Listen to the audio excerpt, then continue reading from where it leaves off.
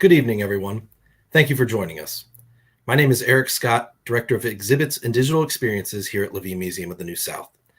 Welcome to tonight's program, What is it going to take? Restorative Justice. Before we begin, I would like to say thank you to our sponsors and to our members who make our programming possible. If you wish to learn more about how you can support the museum in its effort to offer engaging programming, content, and experiences, please follow the link in the comments.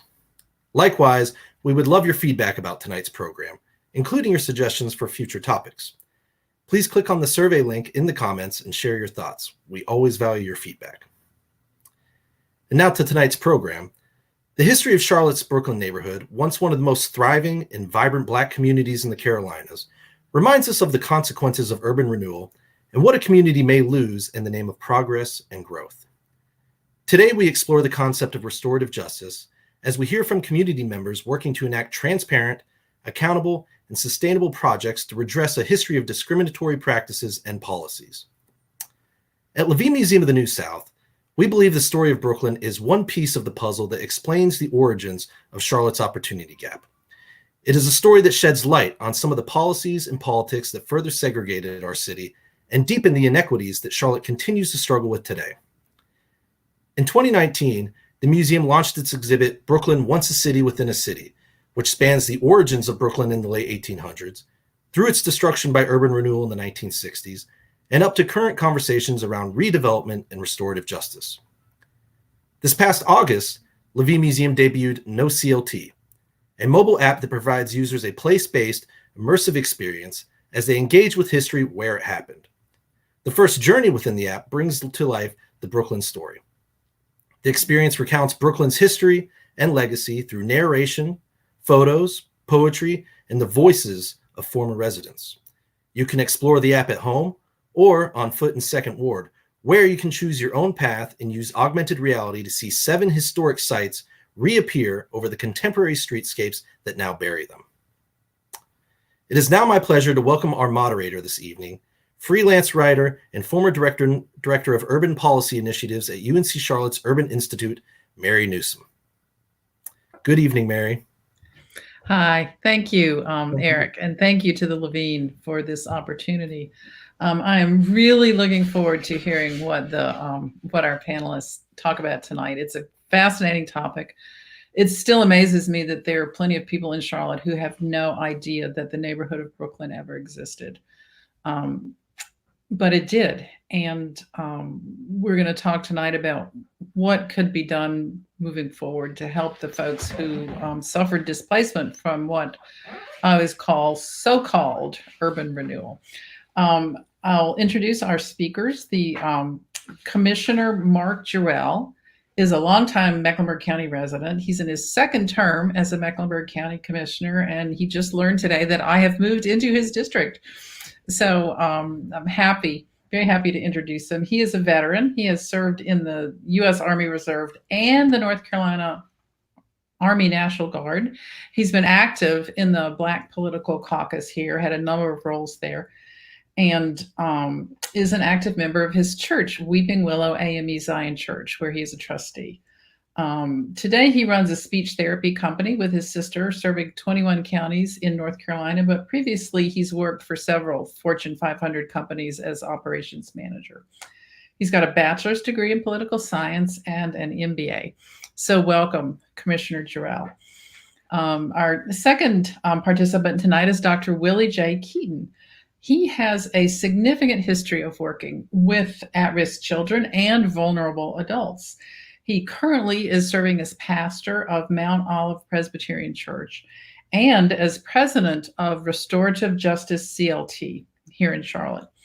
As a pastor, he's always had a very deep concern and a passion for serving those in the community who have not been able to advocate or speak for themselves. And he's been an advocate for justice, equality, and ending mass incarceration of African Americans. He graduated in 2018 from Drew Theological Seminary with a doctorate in ministry. And his doctoral thesis was on the subject of discipleship in the era of mass incarceration of African Americans. So welcome to you both.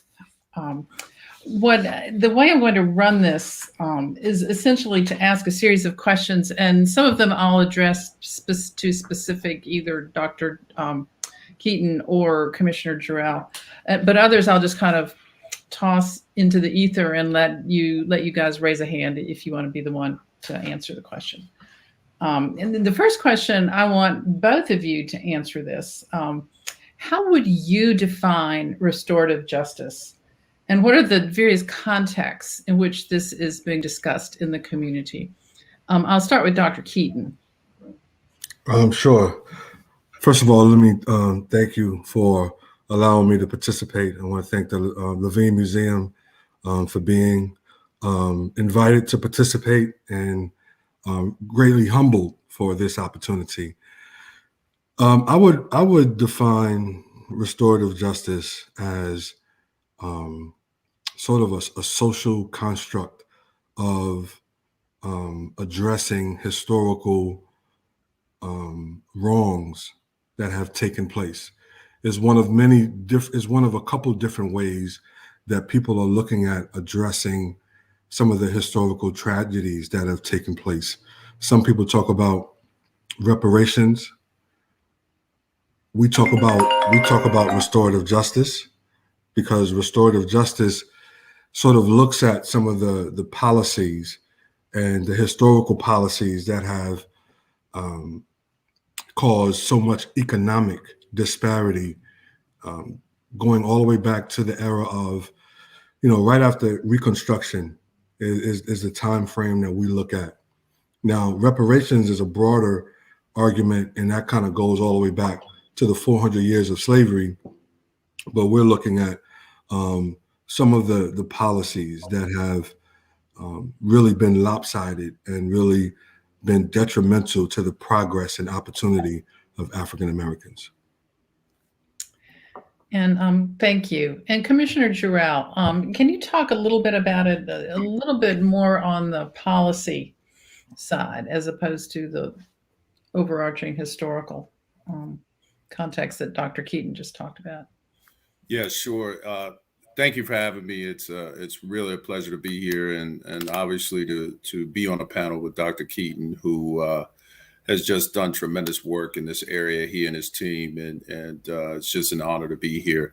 But yeah, so specifically from a policy perspective, the thing that I think when we talk about restorative justice and why we use that terminology is because it really allows us to take more of a surgical or strategic approach when we're talking about addressing the historical elements that we're attempting to overcorrect. So when you look at the current outcomes that we deal with, particularly as elected officials and other community leaders, when you look at things such as the criminal justice system, the outcomes and the disproportionate outcomes that we see and how they impact Black and Brown individuals in particular, when you look at healthcare, wealth inequality, education, unemployment, almost every quality of life element and component disproportionately impacts us. And so when some of us are looking at restorative justice, we're really taking this approach from a policy perspective to say, where should our investments lie? Where do we need to overcorrect? How do we really apply equity? We talk about equity, but I think from a policy perspective, we've got to really be overt in our attempt to make sure that the application of equity is applied in a way that really allows us to achieve the outcomes that we want to see. Great. Thank you both. And now the Levine has a short video clip that they want to show.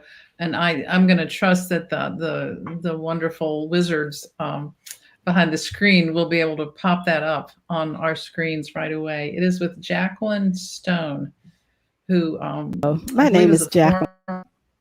Brooklyn. My name is Jacqueline Stowe, and I just want to tell my story. I was born in Brooklyn. I was born in 1949 in Brooklyn. It was called an alley. I didn't realize that until later on in life. It was called Beaver Alley, but it was Brooklyn and a part of Second Ward. And the direct impact that urban renewal had on my life, I think it affected me in 4 different areas of my life, as I can recall. My family, my church, my school, and my community.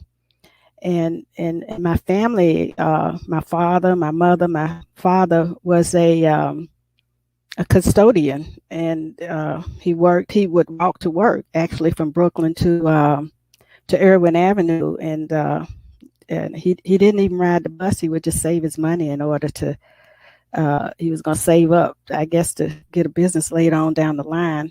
My mother would work periodically. I had also, it was 13 of us, 13 children. They called us stair steps and that sort of thing.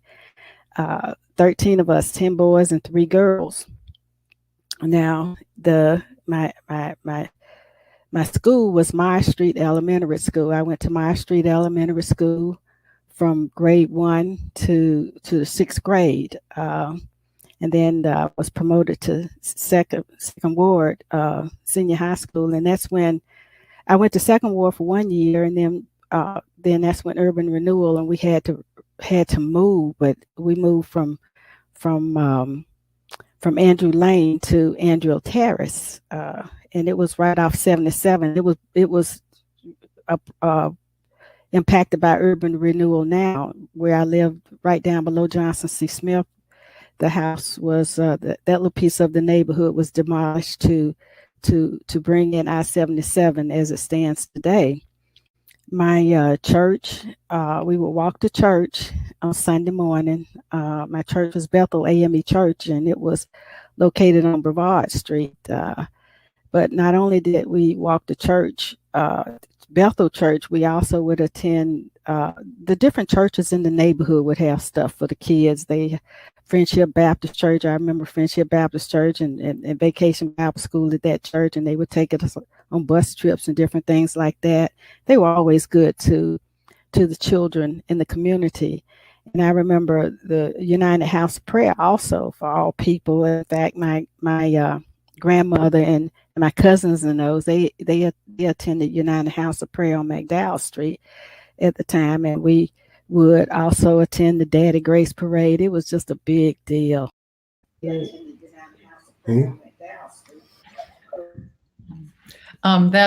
is a fascinating story that she's telling, and I hope, excuse me, I hope we'll have time to hear more from Jacqueline Stowe later in the show. So I'm going to pitch this next question to Commissioner Jerrell. Can you fill the audience in on the latest status in the work with developers BK Partners to create something called Brooklyn Village? And I know there's been a master redevelopment agreement in 2018. So can you just give us an update on what is happening? What is the overall purpose of that project and where it stands now? Yeah, a couple things that I would say just at a high level. When we first came on the board in 2018, this train had essentially left the station. So this redevelopment project was an RFP that was put out early on, and it's a venture between the city and the county, and it's a pretty complicated deal. But essentially where we are right now is that there was site development approval that had to come from the city. I would tell the folks that it is moving forward. I think a lot of people think it may have stalled because of COVID, but things have been moving behind the scenes. There's a site approval from the city. The first phase of the development is actually going to be taking place, if you know where Walton Plaza is. That is where the multifamily housing component of the project, and that's phase 1, is going to be developed first. There's believe it's 900 units or so, with 114 of them being a part of the affordable housing component. I know that there are supposed to be components that really are supposed to address to provide some level of historical sort of context and remembrance for those members of the community.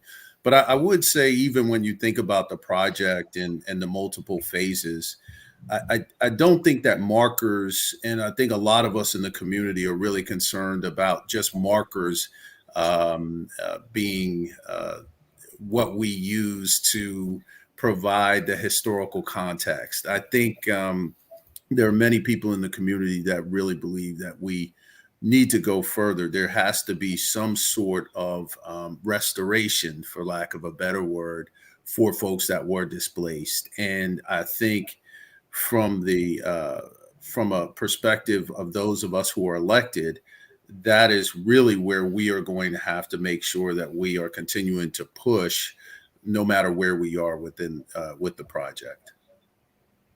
Thank you very much. That's good to hear.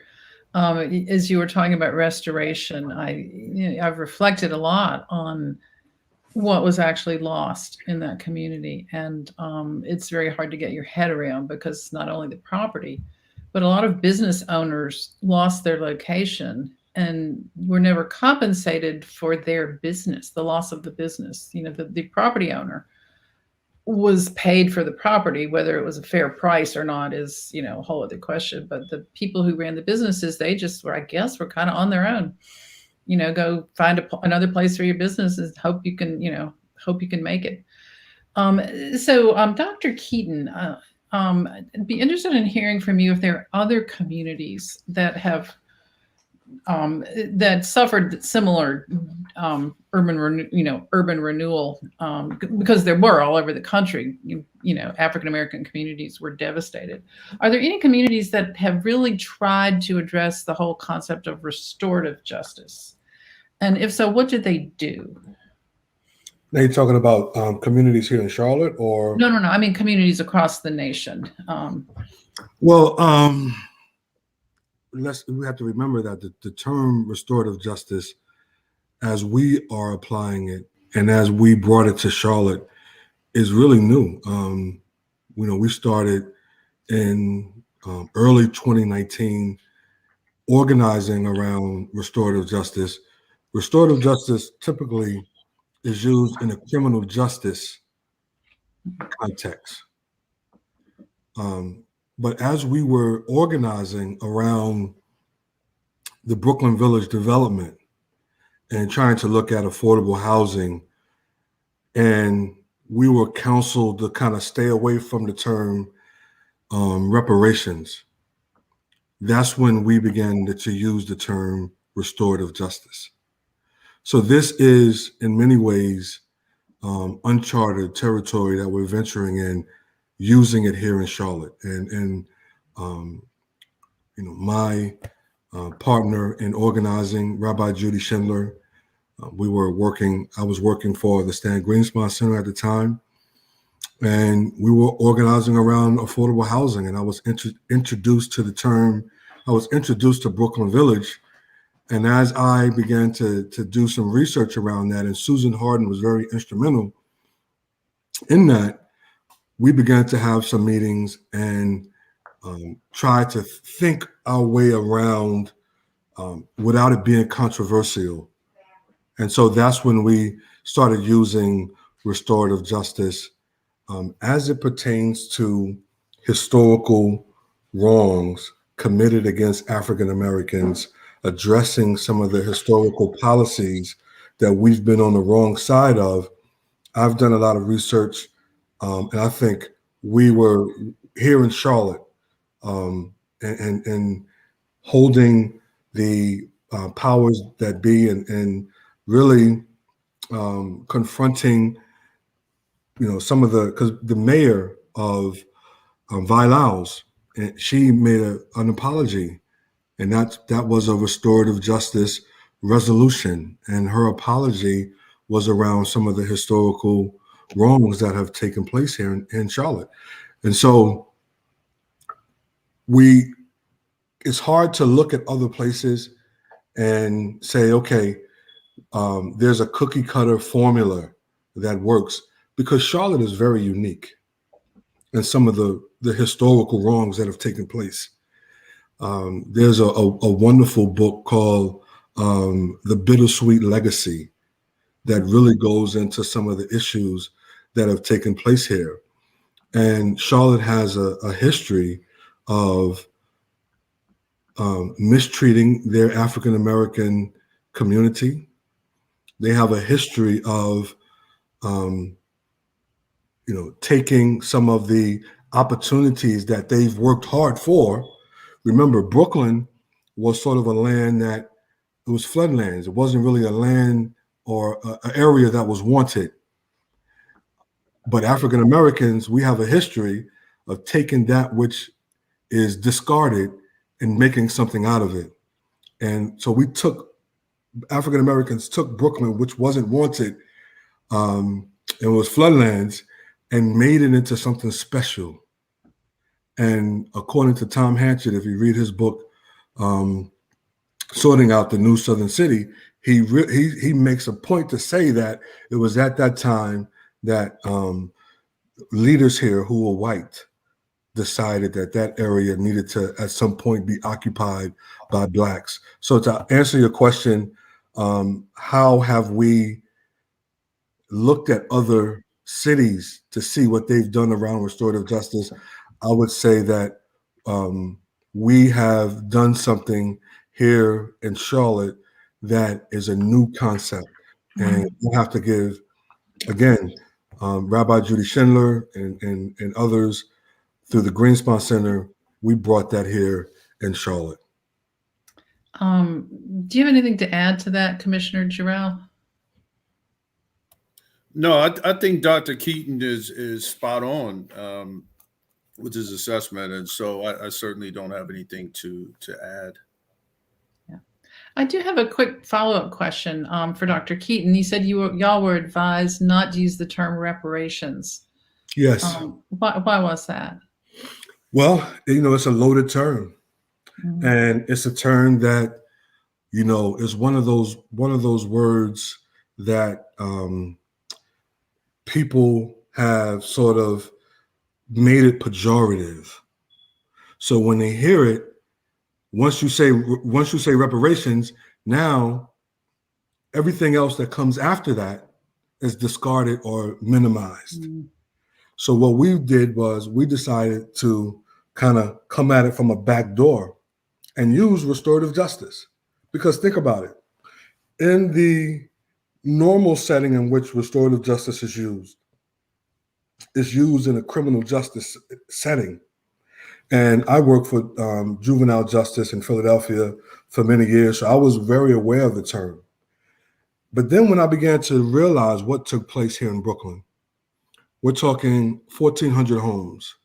We're talking over 200 businesses. We're talking 12 churches. We're talking, what now is probably hundreds of millions of dollars in land taken. And the manner in which it was done, it wasn't as if this was a good faith attempt. There were promises made that was not kept. And this was done to an African-American community during a very, very explosive time in this country. So it's almost as if people want us to believe that, these things kind of took place and the Blacks here went along with it. That's not true. Kelly Alexander, who was leading the NAACP at the time, he tried to bring Martin Luther King Jr. here to focus on this. Kelly Alexander, he took handwritten notes to capture everything that was the home ownership. They built highways through people's communities. And on top of that, there was this element of restricted covenants where if you're Black, you couldn't buy in certain properties. There's the element of redlining. There's the element of segregation. So again, this took place during a period in Charlotte where it was very, very hostile toward Blacks. And Charlotte was called Baby Birmingham during that time. And Birmingham, that was called Birmingham. But Charlotte was called Baby Birmingham because of the fire bombings that took place here.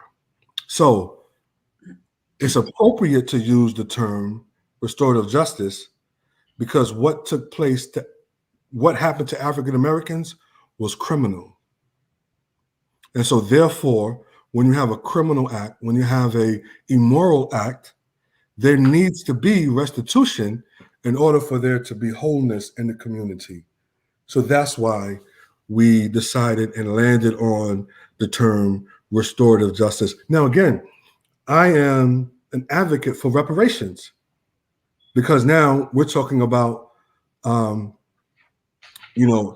Industrial Revolution and how Charlotte really, really became the city it is because of the Industrial Revolution. It's because of the cotton that was picked. And Charlotte had a significant slave trade here in Charlotte. So reparations would be a term that applies. But we're starting from the period after slavery, from the era of Reconstruction. So thank you. That was a very good answer because I had been curious about the difference between restorative justice and the larger issue of reparations. I think we have another film clip of Jacqueline Stowe talking about what life was like in Brooklyn and how urban renewal impacted her. If our wizards can again do their thing. I remember my friends Shelley and Diane and Bobby and Piggy and Ray Jean and John Henry, just a number of us, and we would play on the dirt street, like it was called an alley. And my next door neighbor, who were the Alexanders, and their house actually faced, I believe it was Stonewall Street at the time. But the community was just a good place to live. The people really looked after each other. They cared for each other, especially the children. They really took care of the children and that sort of thing. When urban renewal happened, I didn't understand it then. All I know is my parents, my mom and dad, they had to pack up their stuff and we had to hurry up and move. And I remember to this day, my mom saying that when they had to hurry up and pack all our stuff and move with pictures, family pictures, we lost all that stuff. She said, I don't have pictures of myself and my brothers and sisters at the time because of how we had to hurry up and move and our stuff got lost. It was crazy. It was a sad feeling for me. The move was as a child. I was 12 years old. I had attended second ward for that 1 year in the 7th grade. And then the 8th grade, we moved and I had to transfer to Irwin Avenue Junior High School. But I was sad because I lost my social connections. Unlike the internet now, we didn't have internet, but you had your playmates and people that went to your school and your neighborhood kids. This was your social connection. The people in your school teachers, your adults in the community that looked after you. And then it was the fear. It was the fear of the unknown as a child. As a child, I remember when we moved, I had to make all new friends and try to make all new friends, but it's not like friends that you had grown up with. You just lost your connection and that sort of thing. It was sort of, as I grew older and thought about it and learned about urban renewal, it was sort of, it's been a little disgusting I felt disgusted in that the outcome of the treatment that we had as poor people growing up in Brooklyn. They didn't think about us. It was like they just snatched us up, made us move, and we didn't have a quote seat at the table. It was nothing we could do about it.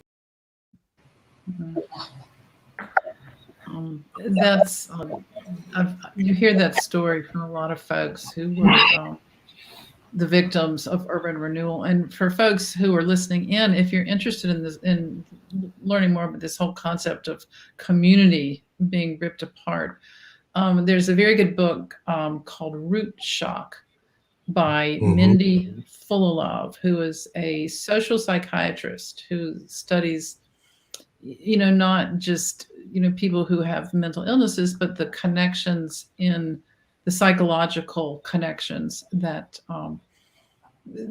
she looked intensely at Roanoke and Pittsburgh and I think Philadelphia, and wrote about the way the disruption of the community networks created harm for people over a period of years. So the next question, I'm going to kind of combine a couple of the questions we thought about.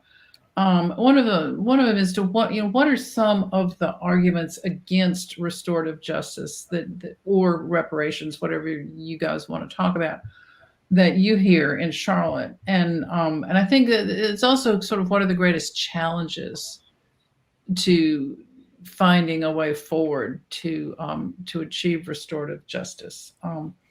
And Commissioner Jerrell, since you probably hear from the people all the time as an elected official, why don't you go first with what you hear that might be impediments or that are reactions from people that are against this whole concept? Yeah, I think that's such a great question. A couple of thoughts that come to mind very quickly are, number one, I still don't think we've had the level of engagement to really even vet through the arguments that are against. I think there needs to be a lot more community engagement around this. There just seems to be a lack of will among people, more so than a legitimate argument or any sort of arguments. You hear some of the, particularly as it relates to reparations, you'll hear, I didn't own slaves. Why should I have to pay for the sins of the past or things of that nature? One of the things, though, that I think gets lost on a lot of people that are particularly in the majority in this country is that they are direct beneficiaries of what of slavery in particular. They are the direct beneficiaries of Jim Crow. They are direct beneficiaries of policies that really disproportionately impacted folks that we see to this present day. There was some information that we received from the library here that did some research for us. Some of the commissioners asked for some research, and it'll eventually come out to the public. But we wanted to look specifically at Mecklenburg County and the policies and practices, whether related to government, healthcare, education in Mecklenburg County, and how it disproportionately impacted certain people. And you can see a direct correlation between policies and the outcomes of what we see today and all the quality of life indicators. And I'll tell you, it really is, though, in my opinion, a lack of will. We are going to have to, as a community, we're going to have to drive forward and really decide that, what we see is unacceptable. There does have to be, and it takes a lot of different forms, right? So I do think that there is a financial component to this as far as investment, but then there's also an equity component and an equity stake that has to be established as we move forward as well. And so I don't think that we can take a singular look at this. I think it has to be a comprehensive approach. It has to include multiple elements as we move forward. But the arguments that I've heard so far, and it's difficult, Mary, and I apologize, it's difficult to articulate, because those are things that I don't necessarily decide to keep in me because there's some sort of debate within me that I have to really try to rationalize them. I mean, that there are elements that I'm just not prepared to accept. I'm not going to accept. And I'm going to keep driving forward, but I'm not going to allow people to, I'm not going to rationalize an argument that I think is faulty, number one, and is, frankly, it's illegitimate no matter where you're starting from, because if you don't even start from a space of acknowledgement, a space of education, a space of understanding that people have benefited from certain policies and practices that have been perpetuated against a particular group, then that's just a faulty argument and not enough for me to even process as we move forward. Thank you. And same question to you, Dr. Keaton. What do you think are the greatest challenges facing these efforts toward restorative justice? And what are the arguments that you hear that are against it? One wonderful response, Commissioner. And, you know, I agree wholeheartedly with every, you know, word, syllable, comma that you use there. But I would say one of the greatest impediments that I realize, and I'm gonna look at Tom Hanchett's book and talk about some of the, it was a business decision to bulldoze Brooklyn, Second Ward. And it was those who were, quote unquote, the business leaders. This was their decision. And there was a book, I think it's called Yorkshire and the Businessman or something to that effect. So this is not the words of Willie Keaton. This is a researched, and other University of North Carolina professors have already touched upon this. This urban renewal, there was a racial undertone of segregation that was pushing it. I think it was, George Wallace who talked about segregation now, segregation tomorrow, segregation forever. And urban renewal segregated the country, especially here in Charlotte. Charlotte went from, according to Tom Hanchett, it went from the 15th ranked segregated city. After urban renewal, it went to the second most ranked, second in terms of segregation index points. It became the second most segregated city. And it was only a few points behind Montgomery, Alabama, in terms of segregation. So urban renewal segregated the city.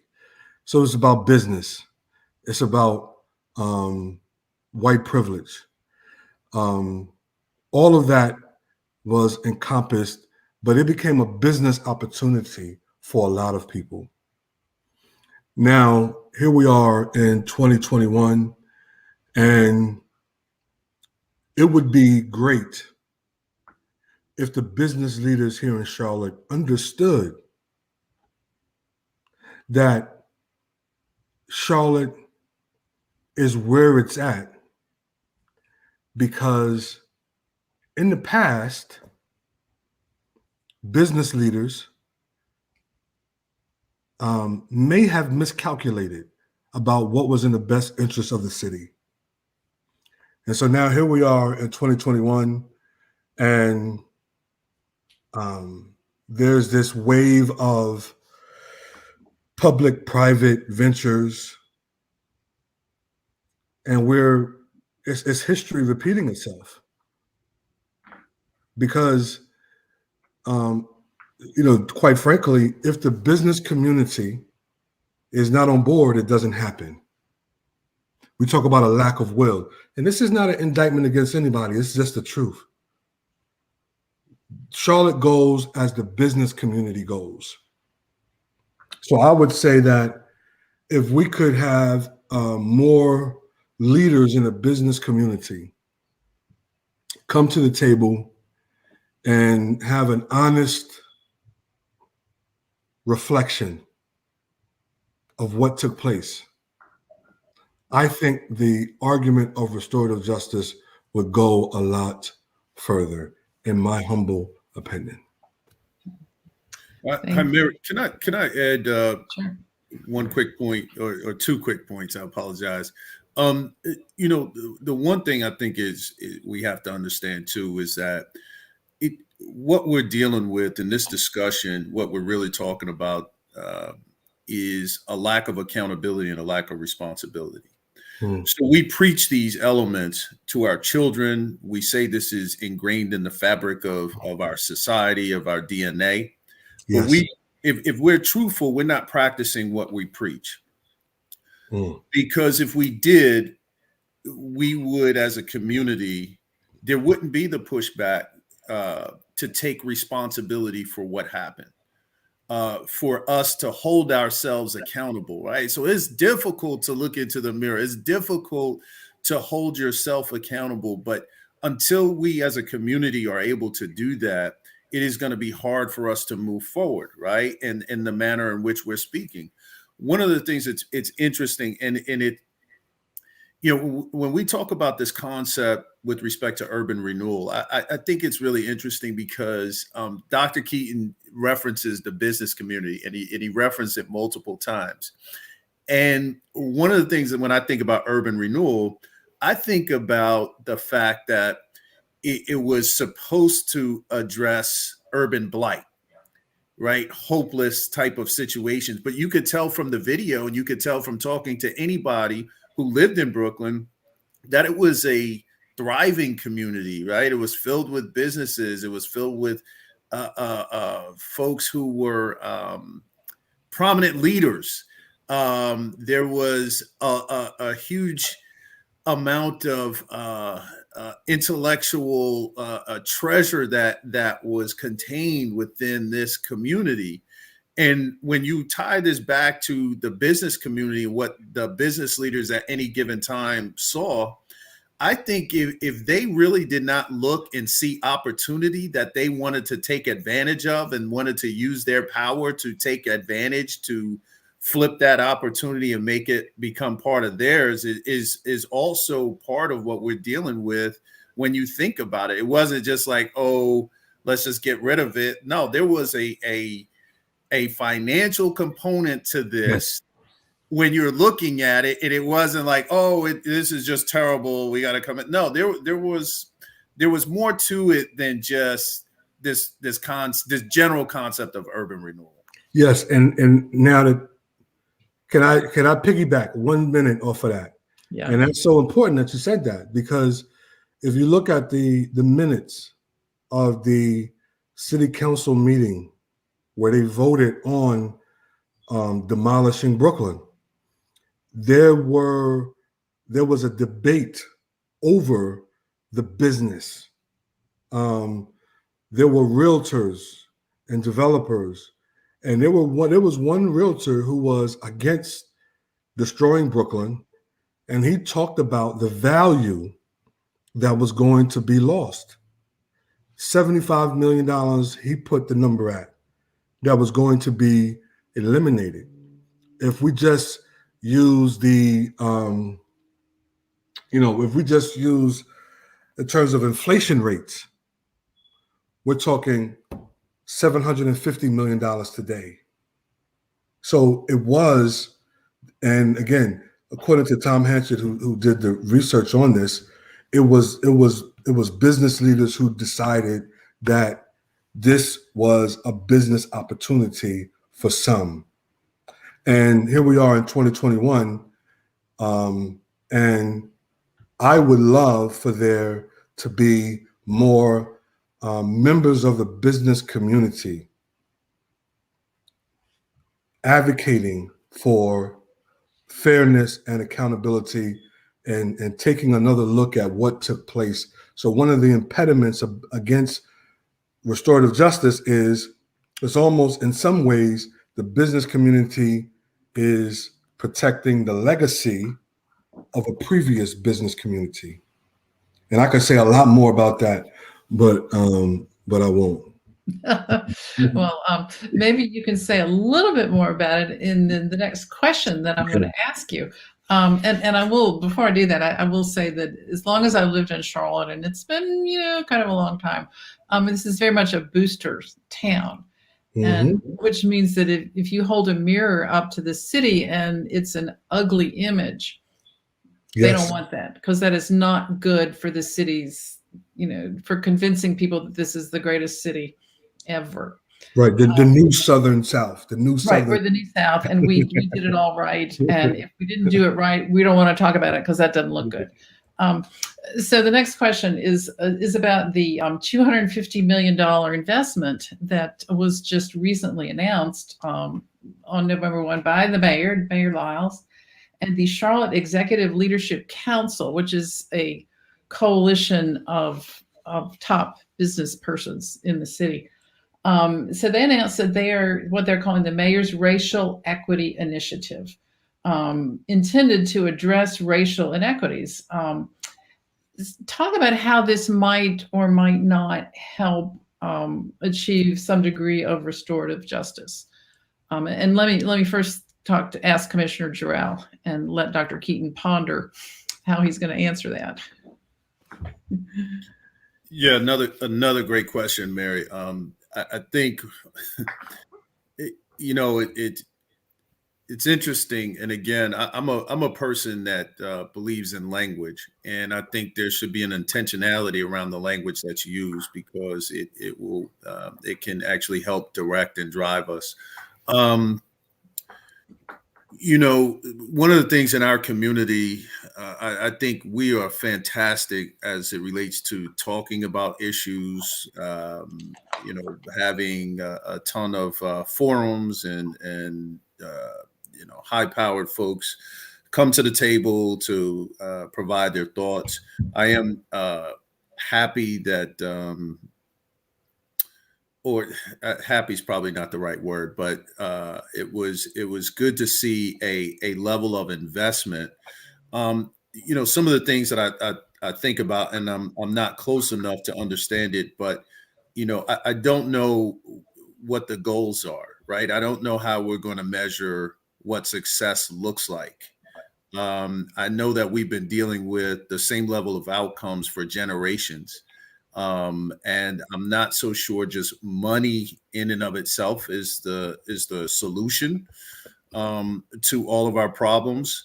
I do think that a lot of times I'm not so sure we have all of the right voices at the table, meaning I don't know if people that are proximate to the problem are at the table in providing direct input.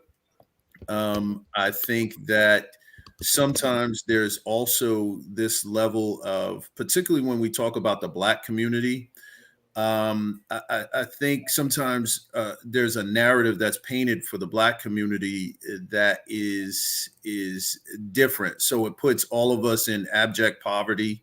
It doesn't take into account that all of the business owners that we have and folks that are looking for upward mobility and want investment, direct investment in businesses, and allow us to take advantage of a lot of the elements that the broader society wants. And so I was glad to see investment with respect to Johnson C. Smith.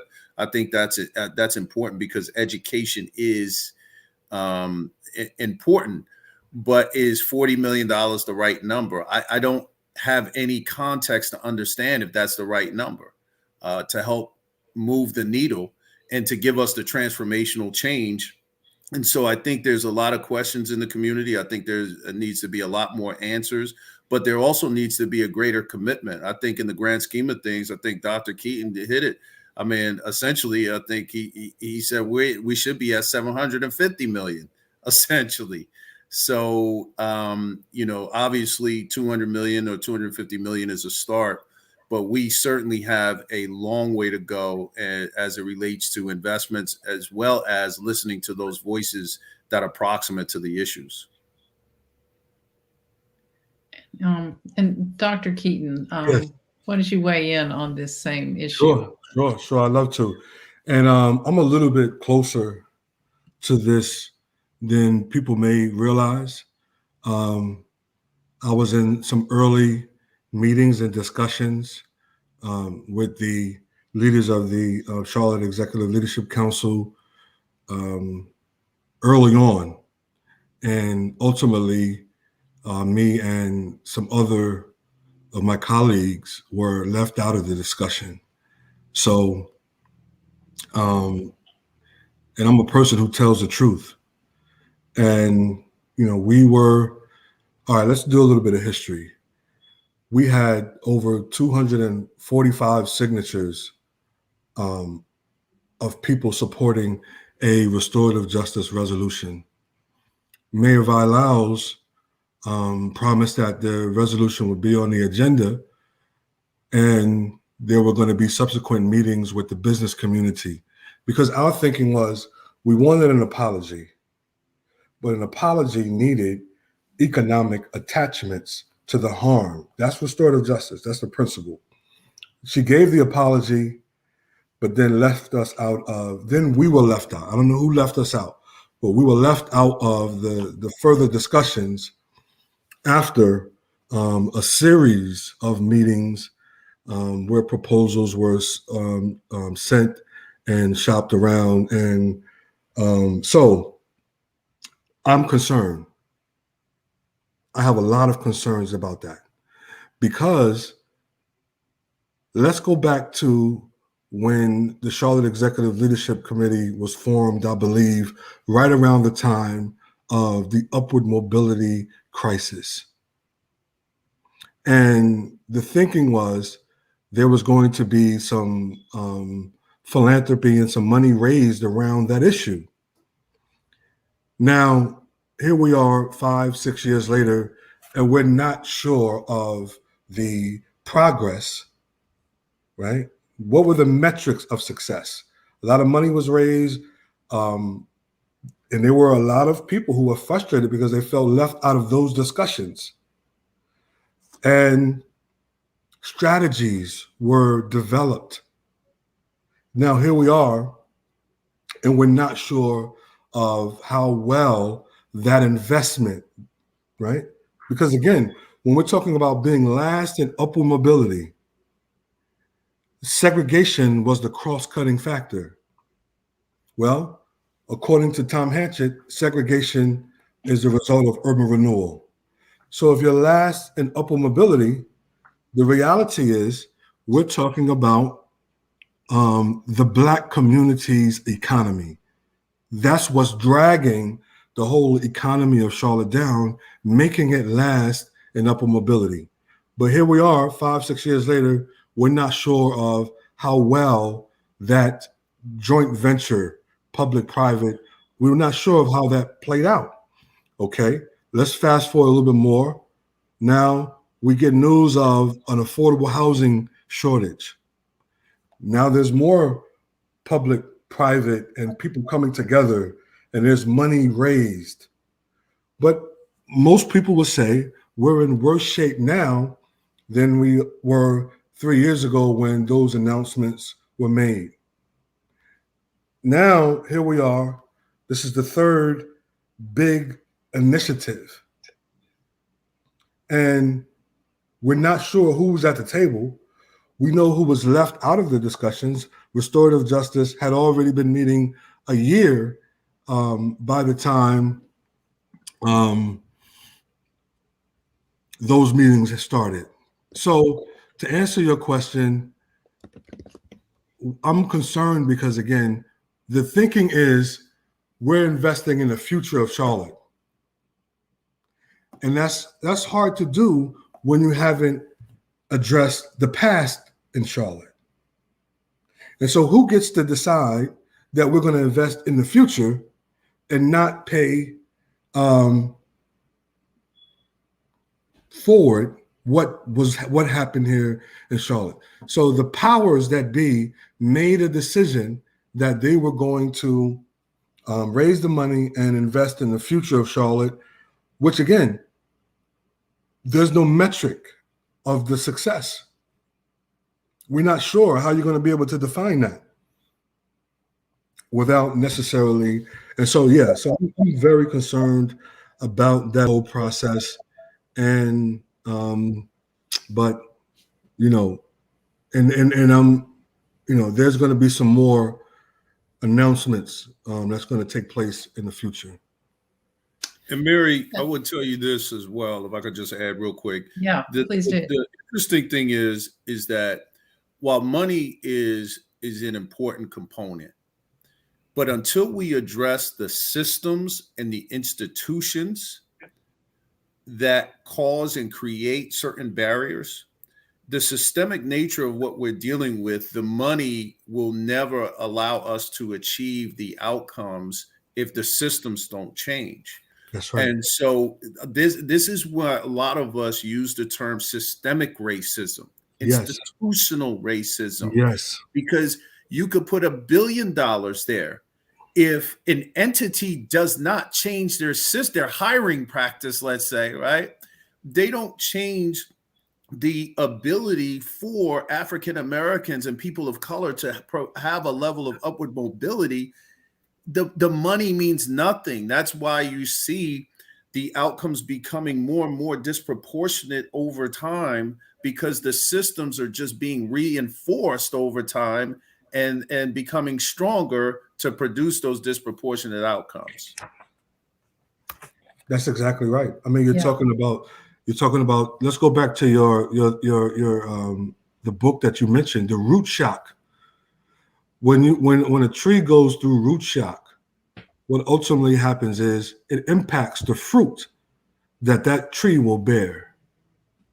And so the African American community was pulled up out of one area, replanted in another area. Many say Earl Village and other areas like that, and then was pulled up again and replanted again. And then later to have highways come through those very same neighborhoods. And now we're wondering why the fruit is what it is. The fruit of that now is violence. There's a lot of violence in these neighborhoods. There is school systems that are underperforming and schools. So those are the kinds of things. And I just kind of say that and give that analogy, that imagery, to piggyback on what the commissioner has said very well, which is there's been a lot of damage to a system that has not been addressed.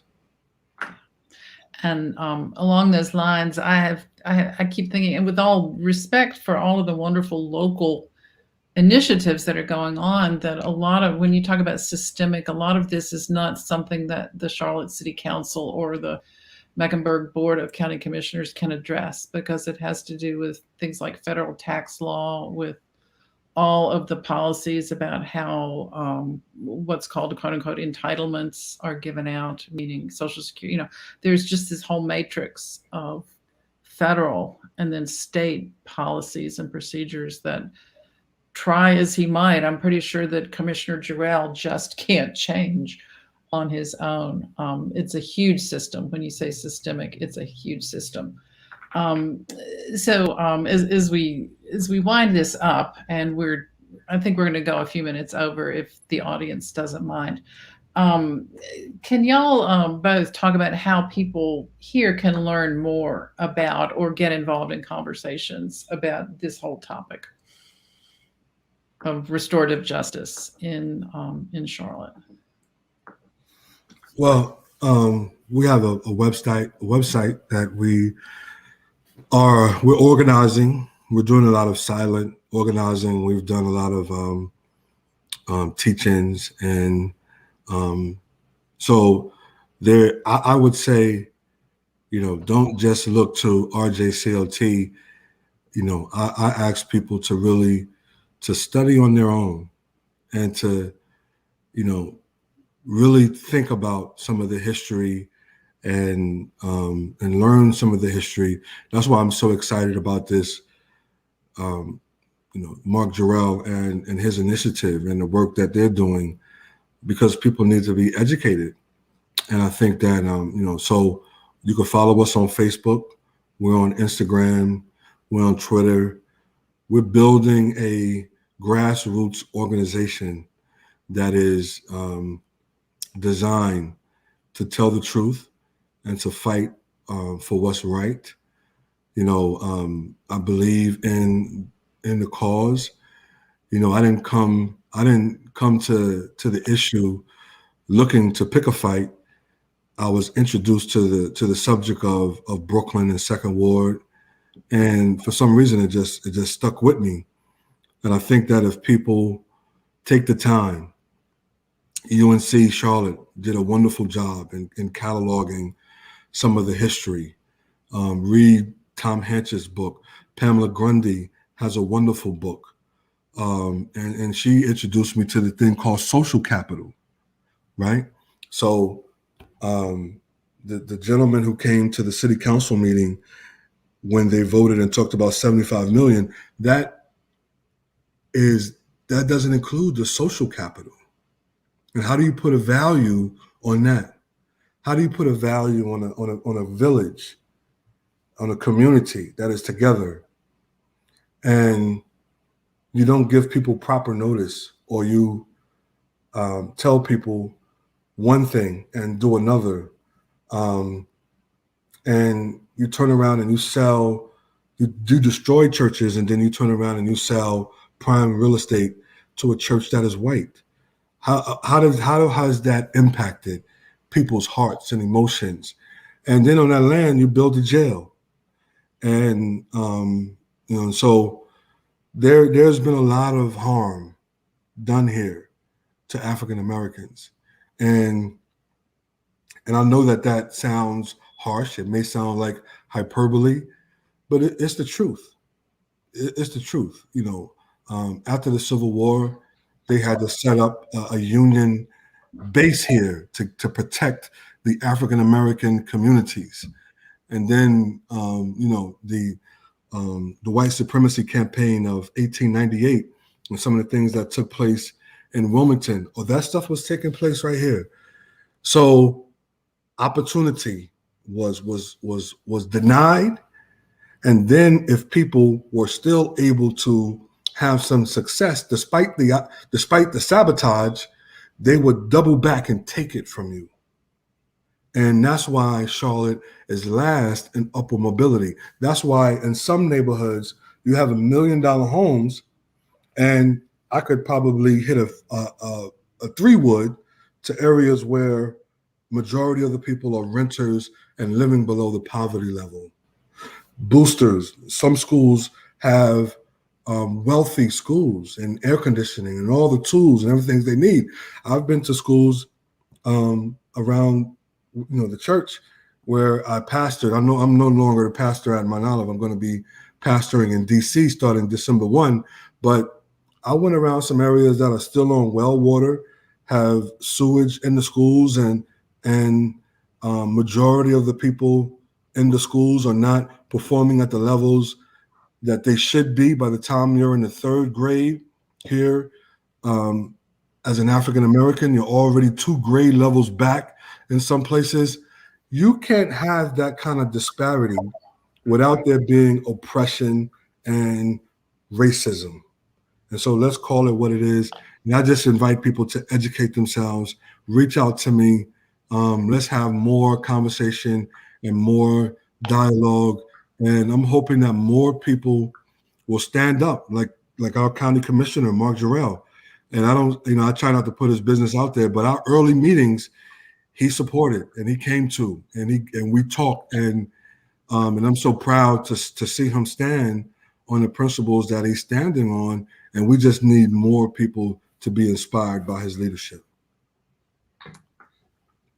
Thank you. I will echo that. And thank you all for your conversation. Those of you that are looking at the chat stream, Savone Rhymes recommends looking through Queen City Nerve's Black Lives Matter section, a lot of historic articles that are of value. There's a listener who's from South Africa that says everything you guys are saying is true, that we have to tell the truth first. And a lot of other interesting discussions.